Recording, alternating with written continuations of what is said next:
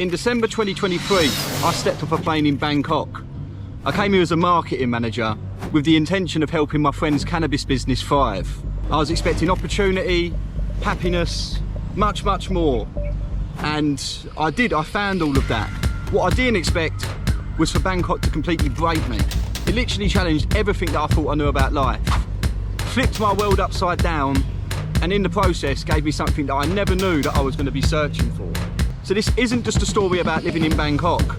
It's about how 1 year in this city has literally redefined what I view as success, shattered the stereotypes that I grew up with, and showed me why I don't think I can ever now go back to the UK. Not for living anyway. Trust me. Come with me on this walk around Benchakitti Park right now, and I'm going to tell you why this place is the most magical, energetic and life-changing city that I think I've ever lived in. And by the end of this video, you might even consider booking yourself a one-way ticket as well.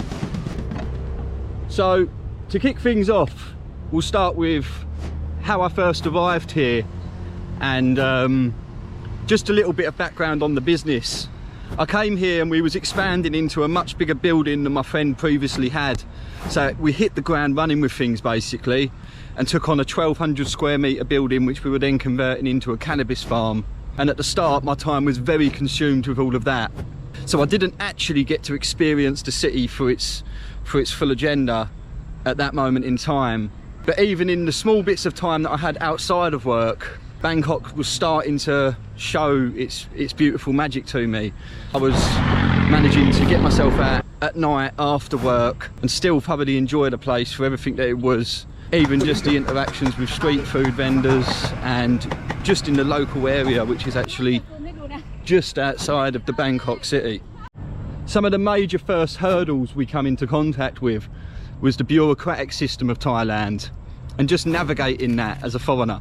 England could definitely do with taking a couple things out of Thailand's book, if I'm honest. They keep the Thais #1 in Thailand, and that shows itself and that reveals itself to you when you come here and actually try to set up a company. Yeah, so I'm not saying that running a business in Thailand isn't achievable, because it definitely is. But I will say you do definitely want to have some money prepared, and you definitely want to be prepared to jump through some hoops that you're not going to be used to if you're coming from a Western country, because things run completely differently out here. And to give a quick insight, it's like you'll be trying to stay as legal as possible, but even the legalities of things aren't necessarily written down, and if they're not in English anyway, so chances of you understanding them properly are quite small. It was probably one of the biggest growth periods of my life, navigating all of that out here. As I say, we took on a massive building, and at the time we was getting it set up as a medical grade cannabis farm, which was a lot of work. We was putting in 14-15 hour days, and I wasn't able to really see Thailand for what it is, because I was spending all of my time busy, and that work paid off in the end, so it's good.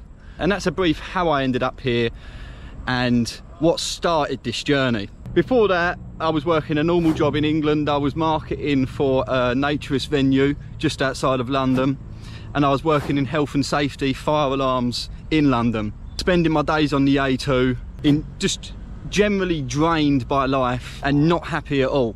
So that was when I made the move, and that was how all of this started. Once I started to get a bit more time on my hands, the first thing that hit me was how completely different life is here compared to in the UK or in a Western country. As I say, I was coming from the 9 to 5, or I say 9 to 5, but more like a 14-15 hour days, because I was splitting 2 jobs.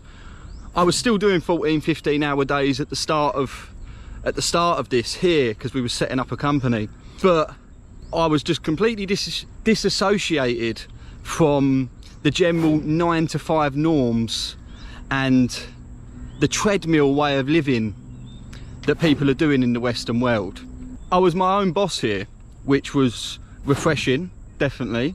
But aside from whether it was my company or whether I came here and I was just working a job as a teacher, I don't know much about that, as I've never worked as a teacher here. But the entire way that people live here is much more relaxed. They call it sabai sabai, and it's just a lot better way of living. People are happy here. They're they're not so much on a treadmill, and even the Thai people that are a little bit on a treadmill and they're working and they might not be earning a lot of money, I can wholeheartedly tell you they are more happy than the people that I know in England that are earning good money. Obviously money is still a massive thing in Thailand, and people value it like they do everywhere in the world, but I feel like there's a slight shift in how people think here, and money's definitely needed, but there's so much more to the world than just money. And that's one thing I think that the Thai people do truly understand, have showed me actually. Coming from a Western place where it was just, can I buy this new car? I haven't had a car since I got here, and I've been here a year. I'm quite happy without a car actually. I drive a moped. And so next on my list has got to be the people. They're probably some of the most friendliest, welcoming people that I've ever experienced in any of the countries that I've ever been to. As I say, I came here as a Farang, and we were setting up a part Thai, part Farang company in a not in the city environment where we was the only Farang in the area.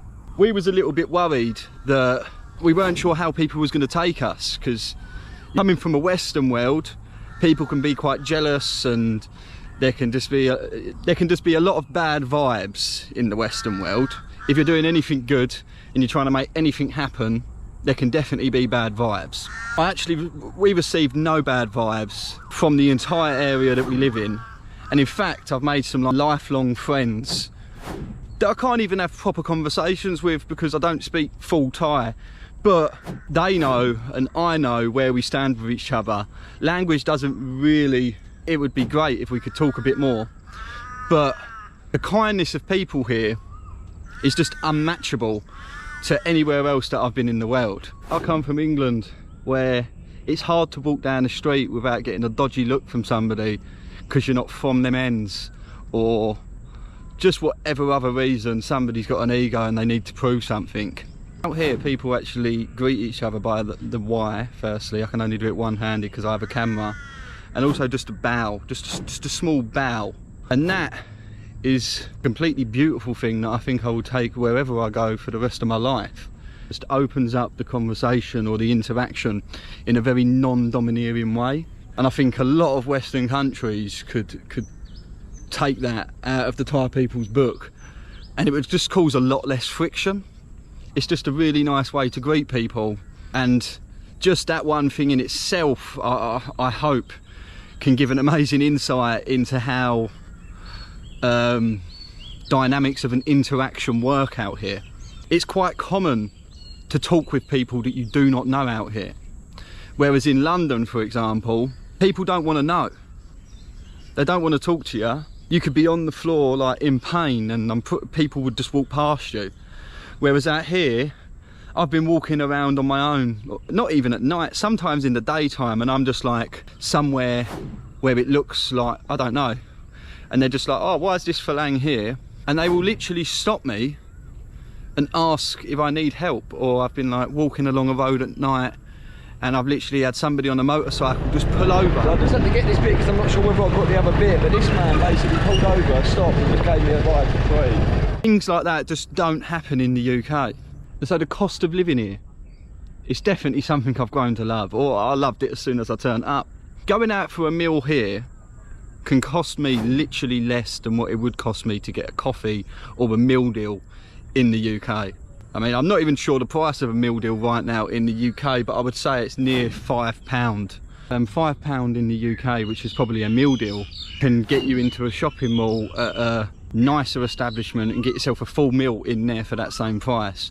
And if you wanted to go really cheap, you can literally get food for about £1. This drop in the cost of living has basically just allowed me to be able to live more. For example, now I've come out for the day, I've stopped off in a few coffee shops and just bought myself some drinks and just done a little bit of work outside. I'm walking around the park, which doesn't cost anything, but I'll be out for this entire day now in a city centre and spend less than £10. That's unthinkable in England. And I used to literally budget myself about £100 for the day if I went to London, maybe more. I would probably spend more than £100 in a day in London, whereas I can come to a city centre here and spend less than 10, which just opens up so many different opportunities that you wouldn't normally do. It opens up going out for food in the evening rather than just staying home after work. It opens up being able to actually live your life rather than working and just coming home and being miserable. So every morning I wake up here and there's literally sun shining through my window. That was something I was never able to experience back in UK. And it's made me a lot happier. Like, yeah, so just the gloominess of England can get you down at certain points. And like here, it's slightly rained today. There's a little bit of wet on the floor, but it's not an issue at all. And I was walking about whilst it was raining. I'm in shorts and t-shirt. I took the rain for a little bit and I'm dry again already. The floor's dry again already. And it's not been long at all. So yeah, just the weather here and just how that affects you and your mental health completely changes things as well. Instead of waking up to a miserable grey day and you just don't want to go outside. I remember waking up for work at like 5, 6 in the morning and it's literally dark and I've got to drive myself up the motorway and it's like I don't even want to leave the house. Whereas here, even on a slightly grey day and a slightly rainy day, it's still beautiful weather. You can still chuck on your shorts and t-shirt and there's just, so it basically gives you no reason to not want to go outside. Apart from the fact that sometimes it's maybe too hot, but you can't win every way in life, can you? And the hot is something you do get more used to, and I can't complain about the heat here anyway. I quite like the heat here. So I'm not sure quite how to explain it, apart from the fact that there's just a very relaxed way of living out here. Sabai, I mentioned it in the video earlier. People are relaxed here. It's hot here. You don't want to take things too intensely. Things take a little bit more time. People respect their boundaries here. As I said earlier, it's not a rat race environment. Don't be wrong, there's still definitely hustle and bustle of the city. And some people here are working ridiculous hours and that's their choice. But they're still doing that. For example, the people that are working a lot of hours, they're definitely taking time for a lunch break. They're probably not being monitored in terms of taking a break and relaxing as people are in the UK. If you're working in a warehouse or something like that, our conditions there are pretty terrible. I can't speak for all of the conditions in Thailand because I'm not educated enough in that field. But just from what I've experienced, when I see people that are working here, for example, you have the security guards or there might be the janitor people that are around this park, they're not breaking their back. They're doing their job, they're making sure things get done, but they're also enjoying their time and they're making sure their belly's full and that they're happy at the same time whilst doing that. It's just a complete mental shift from how things work in the UK sometimes, and you just have to worry about a lot less here. There's not the constant thing of what do people think of me. You can walk around in a lot more relaxed clothing. For example, I would never do this in England, but I'm literally in a city centre right now. Look at my shoes. This is fashion. Do you know what I mean? These were 50 baht on Shopee. It's like a pound. I don't even care about my crepes no more, man. These are comfy. Do you know what I mean? These are comfy. I'm Sabai and I'm fucking D-Mar right now. D-Mar in my sandals. Hello, Cap. Then there's just in general the decline of the West. The West, it's not looking good, Bev. It's not looking good at all. And I don't really know if they're going to be able to fix it over there. From the way that things are going, or if the government, or if the people up top really want to fix it. I don't know. Quickly, there's also things like this in Thailand which you do not get in England. So right now, just walking along and my guy is just there. Look at the colours on him. Beautiful, beautiful, beautiful creature.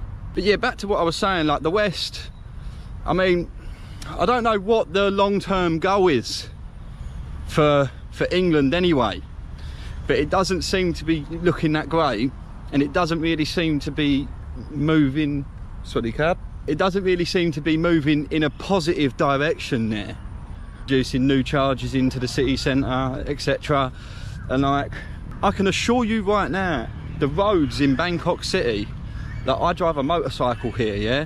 The roads in Bangkok City are 100% more full than the roads in London. And I ain't seen one congestion charge here, and I parked my moped on the side of a road in the city centre today for free. And that's, as long as there's not a red and white bit on the side of the pavement, you can just park out here. Like, I don't think there's speeding fines out here because none of the cars are put into people's names. There's just so many things that are different about this place that just make everything so much more easy. Give you an example, I got this moped and it cost me in total, I think it was about £6 or £7 to get it MOT'd, taxed and insured for a year. MOT'd, taxed and insured for a year for about £7 tops. How much is insurance on a moped in England? I'm not sure. I never drive a moped in England. I drive cars, but I was paying expensive insurance for that as well. So yeah, that's just one example, I don't know. And so there's just a beautiful, endearing chaos to Bangkok. Somehow all of it just works together. Like the roads, you got the tuk-tuks, you got the mopeds, you got children driving the mopeds, you got people cutting up cars, you got undertaking going on. Like I undertake people. Like I've gone from driving in white vans in central London to driving mopeds in Bangkok. And don't get me wrong, it is a little bit dangerous. I have broke my thumb since I got here, but that was in Laos. But somehow things just work here. The city genuinely never sleeps. It's an endless opportunity of what you can go out and do. It could be 3 AM, but I want a pad kapow. I'll go get one, no problem. £1.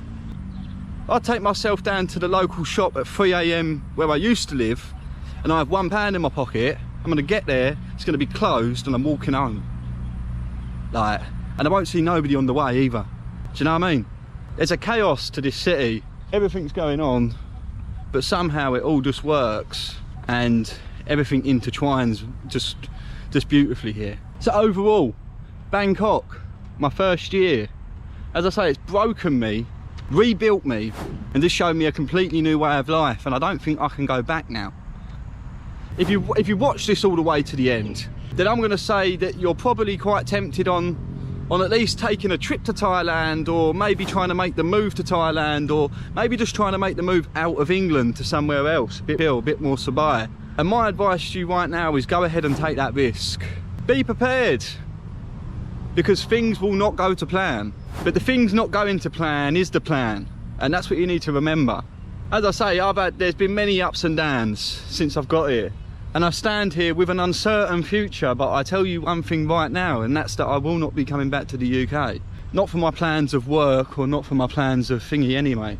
If you're just bored with your current way of living, just understand that there is an entire world out there, and Bangkok might just be the thing that you've been looking for. Who knows? I'll see you on the next one.